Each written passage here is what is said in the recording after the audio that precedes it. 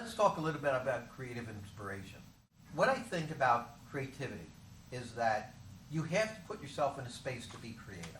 In other words, if you can get into a space of being into a space with creative people, in a space that is creative, and allow your own intuitive potential to develop, that is really the key. Like Hemingway used to sit down at 6 o'clock, would get up at 6 o'clock in the morning when he was working. I don't think he worked every day of his life, but when he was working, he would get up at 6 o'clock in the morning and knock off at 12.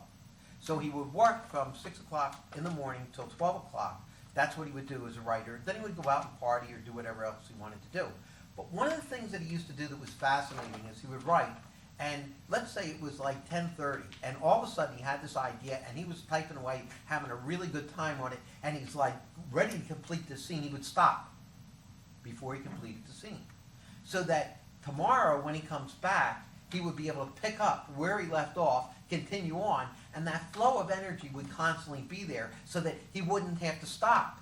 You know, what happens is you write, and you write to a point where all of a sudden that creativity is finished, then you got to find another point for creativity. So he used to stop himself right before he ended that point so he could begin on another level and keep it going. And what you're looking at creative juices is constantly keeping the thing running, constantly keeping yourself in that vein.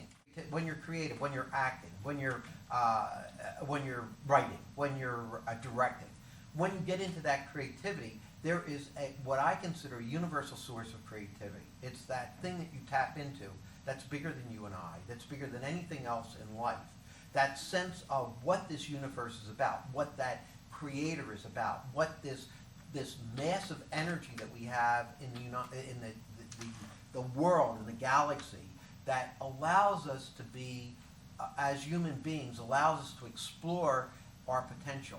That's what creativity is, and it's how do I tap into that. A lot of what I teach is trying to get to a sense of who you are and what creativity is. And that's what I find the most exciting thing in the world. I come into class some days and I see people do stuff, and I accept it as the norm of what people are doing.